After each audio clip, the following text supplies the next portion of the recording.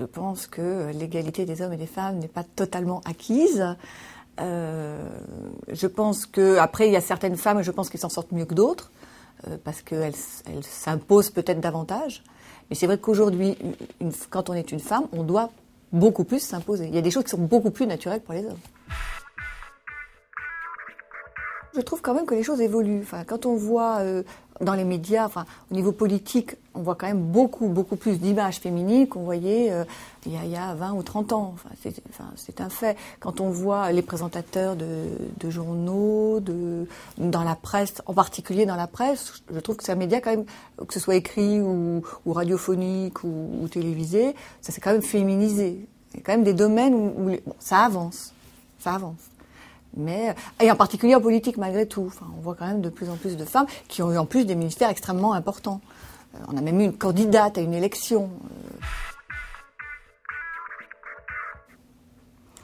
Je suis pas forcément pour, parce qu'on est différent et qu'il faut rester différent. Enfin, donc l'égalité pour accéder au travail, pour l'égalité salariale, à compétences égales, évidemment.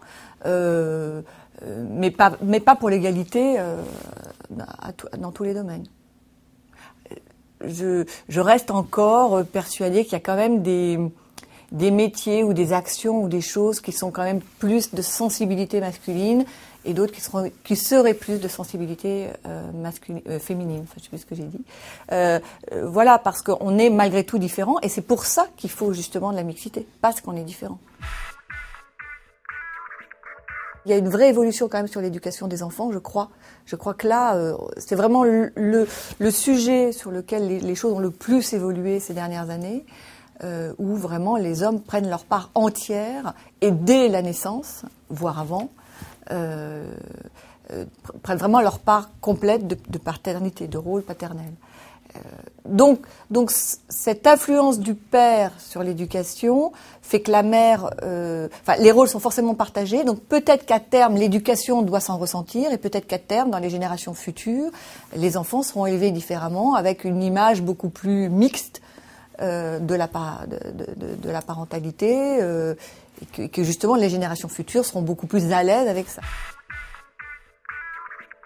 Ça montre justement tout le travail qu'il y a à faire. Pourquoi on a besoin de un jour par an faire la fête des femmes, parler des femmes qui ont fait telle et telle chose, ou actuellement on parle beaucoup des femmes dans les révolutions arabes ou des choses comme ça. Bon, c'est très bien, évidemment que c'est très bien de parler des femmes, mais pourquoi le 8 mars et pourquoi pas le 12 février et le 25 novembre, quoi. Donc oui, bien sûr. Et le fait déjà de créer une journée montre à quel point cette place n'existe pas, qu'il faut les fêter. Il faut nous fêter, voilà.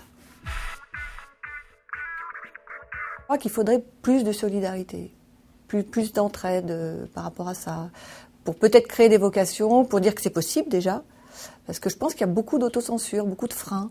On n'ose pas, on a peur de ne pas avoir le temps, on a peut-être un problème de confiance. Et c'est pour ça que je pense que plus de femmes s'exposeront, plus elles donneront envie, plus elles montreront que c'est possible, tout en gardant et leur féminité, et leur vie de famille, etc. Une vie tout à fait normale.